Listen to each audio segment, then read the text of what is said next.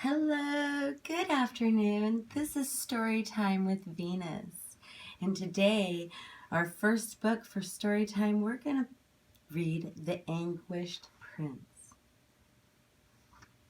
It's a fairy tale in reverse by Peter D. Weiler. In the preface, we have a mention that I'd like to first read. I was deeply touched by the poetic and magical fable. The story of Prince Tim describes the anguish and despair of growing up in a family where you don't fit in. The prince is one of these children, fallen far from the parental tree. His struggle with bipolar disorder makes him feel even more out of sync with his family. But fortunately, he meets a peasant girl who turns out to be a fairy princess who helps guide him to find his true self. This book gives hope to anyone dealing with mental health condition, in a neglectful, unaware family. I urge anyone grappling with mental illness and their loved ones who are affected by it to read this book. Weiler lets everyone know that a sweet recovery may be in store for them too. Sharon S. Dunas, LMFT, President of the National Alliance of Mental Illness, West Side, Los Angeles. The Anguished Prince, a fairy tale in reverse by Peter D. Weiler. Chapter 1. Prince Tim in the Palace. Once upon a time, in the palace of most powerful island kingdom in the world, lived a prince named Timothy, nicknamed Tim. By the age of 5, his highly observant family members realized he was not smart, handsome, nor brave, and they all expressed their disappointment in him in their own unique ways. When he was born, however, there was much joy in the palace, for there had been a throne, for an heir of the throne was begotten. Tim outgrew fairy tale content, playing many games with his only friend, Johnny, a confirmed redhead with freckles and green eyes, who, being the joyful, rascally kid, was full of shenanigans. Johnny tastes like red licorice because his hair is red and he sweetens my life. One day, though Johnny's family moved back to the nearby western island, Tim turned sad and lonely. On his 10th birthday, life changed dramatically, for his brother Cornelius was born, and it was then that he started stuttering quite badly. The Queen Mara started spending what little time she had spent with him before, and turned completely neglectful. As a result, the other Paul, a kind guard in his 50s, Tim lost his ability to connect with people altogether. Mother, what did you have another kid? I wanted another child. Just deal with it and stop stuttering already. You are driving me up a wall. The queen had a pale complexion, never smiled, and wore cosmetics, and she dressed in white clothes only, because attracting the king meant nothing to her. The queen's tastes like the plain ice cream flavor vanilla, though rancid. What scared Tim the most was something Paul once revealed, which was that a girl with extremely limited intellectual abilities, whom the queen neglected horribly, was born before him. Eventually the girl died, and the queen did not even cry. Instead of becoming sad, she turned colder, bitter, and more unfeeling. He often wondered if she had his brother, because she considered Tim, to be a mistake too. There was no telling how he would he would have ended up without a female figure in his life until a very special person came along, a peasant girl named Emma. But I'm getting ahead of myself. Instead of being home, his father, the king, King James, was always preoccupied with fighting wars or meeting with financial advisors. He had a somber face with a thick charcoal black beard, which reached past the heart and covered quite well, and thick mustache of the same color. His brows were exceedingly bushy and scary. Why don't you ever play with me?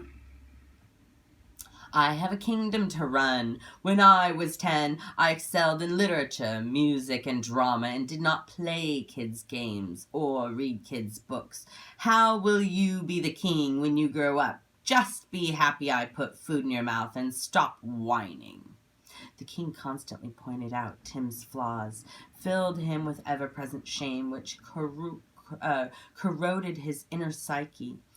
Like a corrosive acid, he was also confused about the irate glares he got from the king.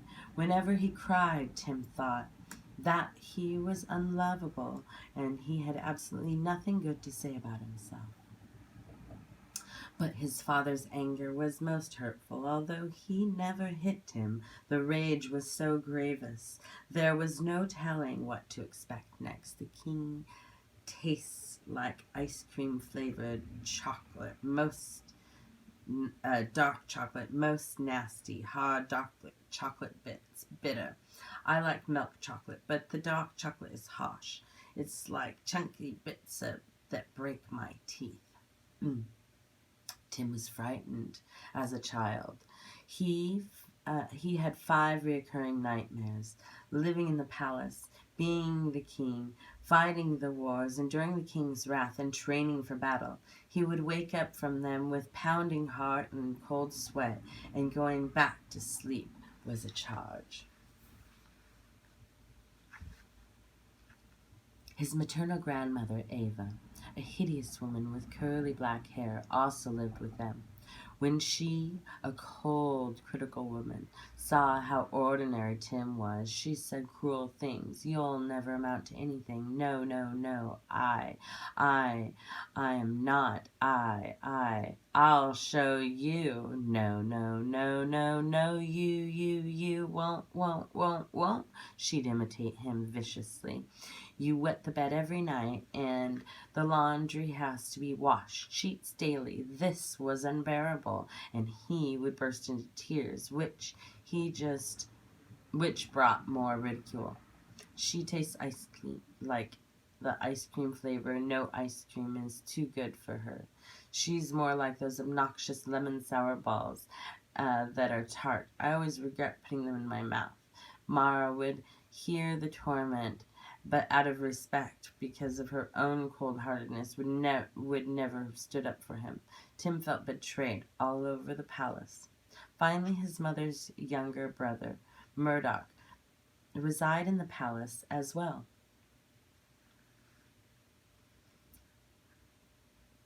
He was a devious teenager who, although handsome, looked unwholesome, with a mouth sporting half-smile, like a vulture ready to prey on defenseless hare. He was verbally and emotionally abusive. Murdoch constantly imitated Tim's stutter and poked fun at his bedwetting. But one night he crossed the line. It was Saturday afternoon, and everybody was sleeping after a heavy meal, except for Tim and Murdoch. Murdoch lured Tim to the balcony on the 3rd floor of the palace, and placed him outside the fence of the balcony, dangling Tim by his feet upside down for 5 whole minutes. It felt like an eternity. Afterwards, Tim was sternly conditioned not to tell a soul. Tim was stumped, as it was obvious Murdoch would have denied it, or even if Tim who were believed the queen would offer protection. Also, many families had their dirty little secrets, especially the royal family. Paul the guard was the only one who could help. He was incensed at Murdoch's disgusting behavior. He decided that although normally one should go to the authorities, since it would be futile, the uncle would have to be taken care of privately. So the next day, Murdoch was lured away and got a major hiding by Paul, with the assurance that nobody would believe him. Paul could have done that, and the uncle was promised a severely painful beating if he were to ever if it were to ever reoccur.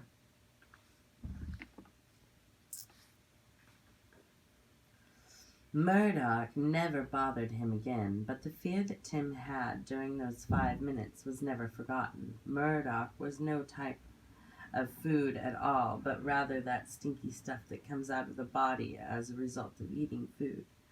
Tim disliked his parents, his grandmother, and his brother Cornelius. He hated his Uncle Murdoch and hated being a prince. What with tight stockings and tight shoes to prevent running around freely, and a restrictive, scratchy cravat, which felt like a noose. The palace felt like a dungeon, and he felt like a boy condemned to misery. Luckily, though, Tim had two things going for him. Paul snuck in some commoner's clothes and shoes for him, and Tim had a public face. Visitors would say, "Oh, wow, you look like my nephew," or "This is uncanny, but you look just like my neighbor's kid." Tim's regular clothes and his public face turned out to be quite adventurous when that special peasant girl entered his life, because they could hang out together without suspicion. Tim's redemption from an undeserved life sentence behind walls of a palace just around the corner. That was chapter 1. Thank you very much for listening. Make sure you tune in for chapter 2. Or go to Amazon and purchase the book for yourself so that you too can read along and share it with your kids. Let's help raise children that are sensitive and empathic. We can give them the tools. They're right here. Have a glorious day. Thank you. Bye for now.